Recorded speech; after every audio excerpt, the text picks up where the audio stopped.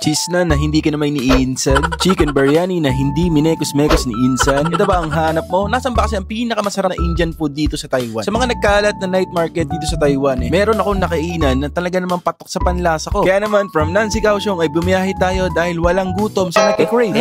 Ano yun? Wala palang malayo sa Patay Gutom. Speaking of Patay Gutom nga, dito lang po yan sa may tapat ng Burger King. Pag nakita nyo po yung lagoon na yun, yan po yung landmark nyo, tapat po niyan ay donuts. Pag nakita nyo po yung bilog na yan, hindi po yung ulo na dumaan. Diyan na po located ang Maharaja. Guys, huwag kayong mag-alala, hindi ito yung Maharaja na napanood sa Netflix. Dito yan sa may Mingcheng Second Road. Pagpasok nyo dito guys, napaka-aesthetic. Kitang-kita nyo naman sa labas pa lang. Tapos titingin na kayo dito ng mga kanilang menu. Open nga po sila from Monday to Sunday. At pagpasok ko nga dito guys, inoferan agad ako nila ng water na 925. Napaka-angas naman talaga na itong pitchel at baso na to. For as low as 440 NT nga meron na po kayong chicken biryani for the 2 person. At cheese na kasing laki ng pagbumuka na nanloko sa'yo. At kung pagbabasihan mo lang yung lugar, talaga naman ramdam mo na feeling mo na nasa Indian house ka or aesthetic kasi o nostalgic dahil dito sa CR pa lang nila guys ramdam mo na nasa Indian house ka na. Ka muna.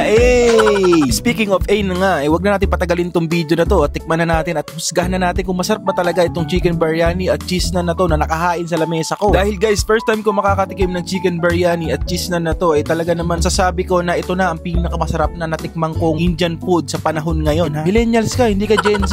Wag kang Speaking of ano ba talaga ang lasa ng chicken biryani dahil yung spices ng Indian na dinala nila dito sa Taiwan ay masasabi kong unique at authentic. Tapos guys, yung sauce ng cheese nun ay napaka-refreshing. Talaga namang lalamig yung bibig mo. Tapos guys, kung first time yung makakakain dito sa Maharaja restaurant na to talagang matitikman nyo yung spices ng India. Masasabi ko nga na talaga ang luto ni Insan ay all goods in the hoods talaga. Para sa akin guys, yung chicken biryani is 8 out of 10 at itong cheese nun is 10 out of 10 talaga. Kaya ano pang inaantay nyo guys, puntahan nyo na rin tong Maharaja restaurant na to kung kayo ay naghahanap ng malinis at hindi kinamay-kamay at hindi minekos-mekos ni Insan puntahan nyo lang itong Maharaja restaurant na to. Kaya naman guys, kung tatanungin nyo ako kung sulit na sulit ba yung pagbayad ko ng 440 NTD dito sa restaurant ng Maharaja, masasabi ko na sulit dahil first time ko to at dahil nagkikrave ako dito sa chicken biryani at cheese na to. Kaya ang binayad ko is 500 NT at nagbigay na po ako ng tip. Tapos guys, hindi ko na nga naubos yung kinain ko kaya meron pa tayong pa-take out. Yun lang at maraming salamat sa inyong panonood. Love you guys. Peace.